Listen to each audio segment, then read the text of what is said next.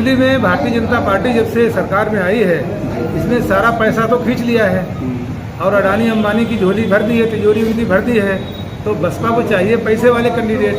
पैसे वाला एक कैंडिडेट था जिसके इंतजाम से वो तो चला गया बीजेपी में, और आज सब जान गए हैं प्रधान तक का टिकट अगर चाहिए, समर्थन चाहिए, तो वहाँ पर पैसे की आवश्यकता होती है। बिना पैसे के किसी को समर्थन नहीं मिलता है।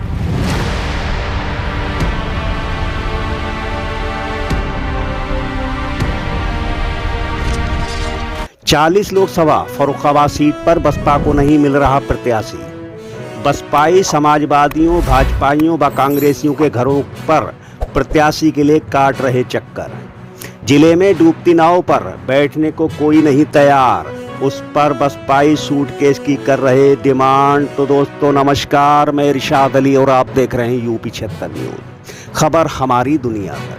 तो दोस्तों खबर जानने से पहले यदि आपने हमारे चैनल को सब्सक्राइब नहीं किया है तो चैनल को जरूर सब्सक्राइब करें, इस खबर को लाइक करें, शेयर करें, कमेंट करें और देखते रहें यूपी 76 न्यूज। लोकसभा चुनाव की तारीखें जैसे जैसे करीब आ रही हैं, राजनीतिक गलियारों में हलचल बढ़ती जा रही है। लोकसभा चुनाव में बहुजन समाज पार्टी ने एक और लिस्ट जारी की है। बुधवार को बसपा ने 12 प्रत्याशियों का ऐलान किया। गाजियाबाद से लेकर मिर्जापुर तक बसपा ने अपने सिपाही मैदान में उतार दिए हैं। तो वहीं 40 लोकसभा सीट फर्रुखाबाद में बसपा के लिए प्रत्याशी के लाले पड़े हैं। आपको बता दें कि जनपद फर्रुखाबाद में बसपा का वजूद खतरे में है। जिले में बसपा के 3 बड़े व गद्दावर नेता थे, जिनमें एक अनुपम दुबे अब जेल में है। तो वहीं उमर ठेकेदार साइकिल पर सवार हो चुके हैं।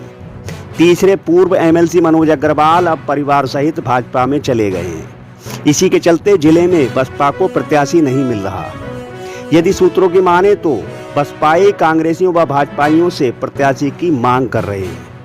खबर ये भी है कि छात्र नेता रहे क्रांति पांडे को हाथी पर सवार करने का प्रयास किया जा रहा है, परंतु सूटकेस का मामला अड़चन पैदा कर रहा है। सूत्रों ने ये भी बताया कि जिले के एक वरिष्ठ पत्रकार से भी चुनाव लड़ने की चर्चा की गई और लखनऊ जाने की तैयारी भी हो गई थी, परंतु अंतिम समय में बसपाइयों ने सूटकेस की डिमांड कर दी, जिसके कारण मामला आया गया हो गया। आपको बता दें कि वर्तमान में भाजपा से मुकेश राजपूत, बसपा से डॉक्टर नवल किशोर शाक्य प्रत्याशी हैं और बसपा का प्रत्याशी न होने के कारण 40 लोकसभा सीट फर्रुखाबाद में सपा प्रत्याशी डॉक्टर नवल किशोर शाक्य की स्थिति मजबूत है, जिसको लेकर समाजवादियों में खुशी की लहर है। वहीं एक कार्यक्रम के दौरान बसपा सरकार में राज्य मंत्री रहे पूर्व बसपाई व वर्तमान में सपा के सिपाही सर्वेश अम्बेडकर ने यूपी 76 न्यूज को बताया। सर्वेश भाई, आप बहन जी की सरकार में राज्य मंत्री भी रहे और बसपा की नीतियों से बहुत अच्छी तरह से वाकिफ भी हैं। फिलहाल वर्तमान में बसपाइयों को प्रत्याशी जो है नहीं मिल पा रहा है जनपद में, इसके क्या कारण हो सकते हैं? एक्चुअली में भारतीय जनता पार्टी जब से सरकार में आई है, इसने सारा पैसा तो खींच लिया है और अडानी अंबानी की झोली भर दी है, तिजोरी उनकी भर दी है। तो बसपा को चाहिए पैसे वाले कैंडिडेट। पैसे वाला एक कैंडिडेट था जिसके इंतजाम से वो तो चला गया बीजेपी में, अब दूसरा कोई उतना पैसे वाला है नहीं देने वाला, तो इसलिए उनकी समस्या है। हो सकता है लास्ट में किसी कार्यकर्ता टाइप के व्यक्ति को मौका मिल जाए, और नहीं भी मिलेगा तो भी समाज सारा आज संविधान को बचाने के लिए, लोकतंत्र को बचाने के लिए इंडिया गठबंधन और समाजवादी पार्टी के साथ में है। इसलिए इस बार ये चुनाव किसी पार्टी को बचाने का नहीं है, किसी नेता को बचाने का नहीं है, ये चुनाव बाबा साहब डॉक्टर अम्बेडकर के संविधान को बचाने का है, लोकतंत्र को बचाने का है।